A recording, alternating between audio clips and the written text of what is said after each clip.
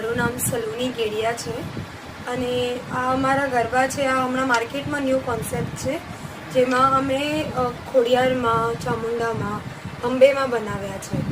Actually માર્કેટમાં હવે જેમ આપણે નવરાત્રિમાં નવ દુર્ગાને પૂજે છે, તો અમારું એમ હતું કે આપણે એક ભગવાનને જ આપણે બેસાડી રહ્યા છે, તો આપણે એની જ મૂર્તિ એમાં લગાડીને આપણે કરીએ.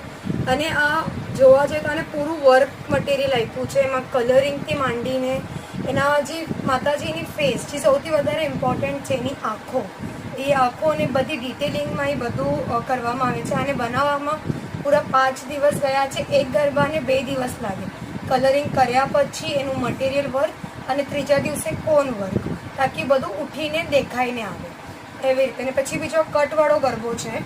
હા, એને કલર કોમ્બિનેશન સીધો છે, કેમ કે હમણાં માર્કેટમાં ટ્રેન્ડી કલર્સ ચાલુ છે. રેડ કલર તો ચાલે જ છે, પણ હમણાં કેમ ઘણા લોકો હોય જનરેશન્સ કે નવા લોકો એને નવો કલર જોવે છે, તો એટલે પછી થોડા ડાર્ક કલર, થોડા ગ્રીન કલર્સ એવી રીતે. પણ આમાં જે માતાજીના ફેસીસ કર્યા છે, એમાં કાંઈ જ છેડછાડ નથી કરવામાં આવી.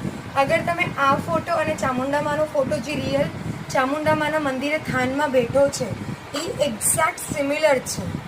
તમને જોશો તમને ફીલ થશે કે માતાજી એકચ્યુઅલી હસીએ છે આપણી પાસે, પણ એવી રીતે એને ડ્રો કરવો પડે, એની આંખો, એને બધું ઝીણું ઝીણું આ બધી લેસ ડાયમંડની બધી ચિપકાવવી પડે, જે એકચ્યુઅલી જેના માટે આપણાને બહુ જ પૂરો ટાઈમ બેસવો પડે અહીંયા, અને બહુ એફર્ટ્સ લાગે આ માટે.